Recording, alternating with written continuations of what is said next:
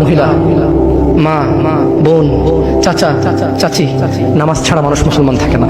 ওয়াল্লাহি আমি বলছি না কোথায় বাঁধবেন, তর্ক পরে। আমি বলছি আপনি নামাজটা স্টার্ট করেন। আমি বলছি না যে তারা ওই 20 রাকাত পড়বেন না 8 রাকাত পড়বেন। আমি বলছি যে আপনি পড়েন, 2 রাকাত হইলেও পড়েন। আমি বলছি যে আপনি ঈশান নামাজ 15 রাকাত দরকার নেই, আপনি শুধু 4 পড়েন।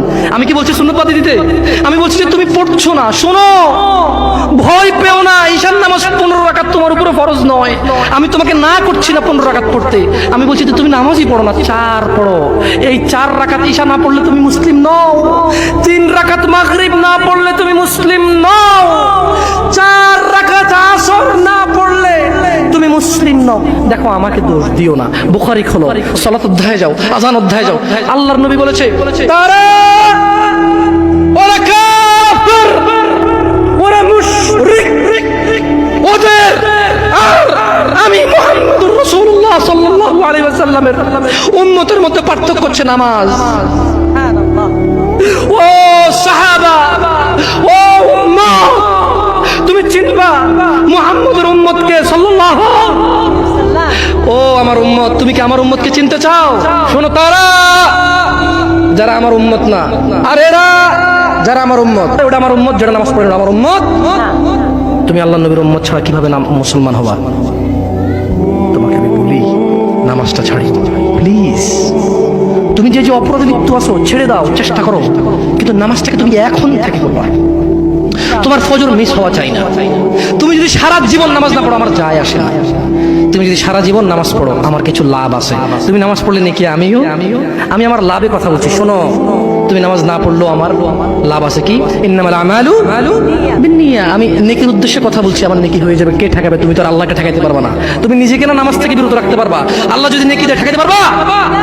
তাহলে আমরা সবাই বলি আল্লাহর দিকে তাকে শেভ করিয়েন না। দেখেন, এটা অনেক কিছু না, এমন না যে শেভ করলে আপনি একেবারে কাফের হয়ে গেছেন, মুশরিক হয়ে গেছেন, এমন না। লজ্জা থাকা উচিত। কিভাবে কাটতেছেন? কিভাবে কেফ করলে আপনি একেবারে কাফের হয়ে গেছেন, মুশরিক হয়ে গেছেন, এমন না। লজ্জা থাকা উচিত। কিভাবে কাটতেছেন? কিভাবে কেফ? মহিলার ওঠে না, আপনার ওঠে, কেমনে কাটতেছেন? গলা কেটে দিবেন? কাটবেন না কেন? এটা হারাম। এটা কাটো তো হারাম। শুকর খাওয়া কি হারাম? এই যুবক তুমি দাঁড়াও, সবাই লক্ষ্য করবেন না, ওকে কেউ ভিডিও করিও না, পরে লজ্জা পাবে ইন্টারনেট আসলে। তোমাকে এখন শুকরের মাংস দেবো, খাবা? কেন খাবা না? জোর বলো, জোর বলো। আপনি শুকরের মাংস খাবেন? আপনি কুকুর মাংস খাবেন? কেন খাবেন না? কেন? কেমন হারাম? শুকরের মাংস খাওয়া কি হারাম? এই এখানে তাহলে আমি বলছি না, কেউ কি রাজি হবে তার বোনের সাথে জানা করতে? কেন? কেন? কেন? কেন? তো নামাজ না পড়া কি? শুকরের মাংস খাচ্ছ না হারাম দেখে নামাজ ছেড়ে দিচ্ছ, তো সেটা তো হারাম। তার মানে তোমার যদি স্বাদ লাগতো আর তোমার বাপ মা যদি শুকরের মাংস খাইতো তুমিও খাইতা, হারাম আর বাস্তা। তোমার বাপ নামাজ পড়ে না যুবক, তাই তুমি নামাজ পড়ো না। তোমার বাপে ভাত খায় তাই তুমি ভাত খাও। পাকিস্তানের রুটি খায় তাই ওরা রুটি খায়। চাইনিজরা এইভাবে লাঠি দিয়ে খায়, ওরা লাঠি দিয়ে খায়। শোনো, তুমি বলতে চাচ্ছ তুমি শুকর খাও না কারণ এটা হারাম, তুমি মিথ্যু। তুমি একটা চরম মিথ্যাবাদী, ধোঁকাবাজ। তুমি বলছো তুমি শুকর খাও না, এটা হারাম না? তাহলে তুমি নামাজ না পড়ো তো হারাম, তুমি কেমনে ছেড়ে দিচ্ছ? এই যুবক, তোমাকে যদি বলে ন্যাংটা হয়ে হাঁটো, হাঁটবা? কেন? কেন? কেন? ন্যাংটা হয়ে কেন হাঁটবা না? কি নোংরা কাজ? নামাজ পড়ো না, তোমার শরম লাগে না? শুকরের মদ কি রাস্তায় হেঁটে মদ খেতে পারবে? কার সাহস আছে?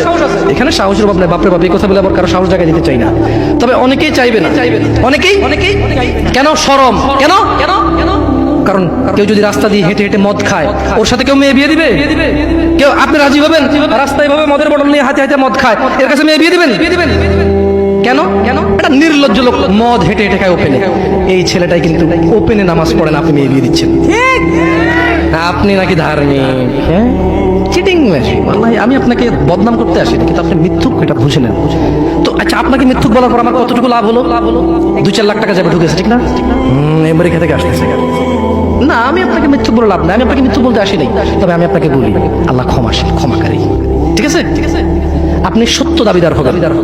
একটা ছেলে প্রকাশ্যে মদ খেলে আপনি তার সাথে মেয়ে বিয়ে দেন না। একটা ছেলে প্রকাশ্যে নামাজ আদায় করে না। আল্লাহর কসম, এই পৃথিবীতে যত মদ আছে সবাই যদি একজনে খেয়ে ফেলে সে কাফের হবে না, কি হবে না? কিন্তু এক ওয়াক্ত নামাজ ছেড়ে দিলে কাফের। ঠিক না? আপনার কাছে মদ খাওয়াটা আমি কি মদ খাওয়াকে ছোট করে দেখতেছি তার মানে না? এখন কিছু লোক বলে জামশেদ ভাই বলছেন নামাজ না পড়া অনেক বড় অপরাধ, আর মদ খা তুই পুরো পৃথিবী সব খেয়াল কিছু না। আমি মনে হয় এটা বলছি, ঠিক না? না এরকম বুঝে ভাই, বুঝে এরকম অনেকে আছে বুঝে, এটা বুঝিয়েন না। আমি উদাহরণ দিয়েছি। শরম করুন। আপনি বাপের সামনে সিগারেট খেতে লজ্জা করে, বাপের সামনে বেনামাজি থাকতে লজ্জা করে না। আপনারা আপনার স্ত্রীদের সাথে যে ঘুমান, ছেলে সন্তানের সামনে ঘুমান লজ্জা করে, কিন্তু ছেলের সামনে বেনামাজি থাকেন লজ্জা করে না।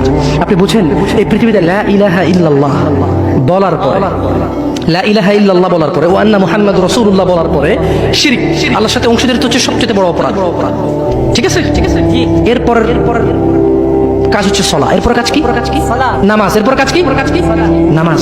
আপনি জানেন এই নামাজ না পড়লে মানুষ কাফের হয়ে যায়, অথচ মানুষ ন্যাংটা হয়ে হাঁটতে লজ্জা পায়, মানুষ প্রকাশ্যে মদ খেতে লজ্জা পায়, মানুষ প্রকাশ্যে দাঁড়িয়ে পেশাব করতে লজ্জা পায়, মানুষ প্রকাশ্যে প্রেমিকের সাথে কথা বলতে লজ্জা পায়, মানুষ বাপের সামনে সিগারেট খেতে লজ্জা পায়, মানুষ প্রকাশ্যে শুকর মাংস খাবে না, মানুষ প্রকাশ্যে সিগারেট খায় না, মানুষ প্রকাশ্যে গাঁজা খায় না, মানুষ প্রকাশ্যে নাচে না, মহিলারা প্রকাশ্যে গোসল করতে লজ্জা পায়, পুরুষরা প্রকাশ্যে পায়খানা করতে লজ্জা পায়, কিন্তু কেউ এত জঘন্যতম অপরাধ যা না করলে কাফের হয়ে যায়। প্রকাশ্যে সবাই আজান চলে, কেউ মসজিদে আসে না, কেউ লজ্জা পায় না। ঠিক? তাহলে দুনিয়া কি বলেন তো?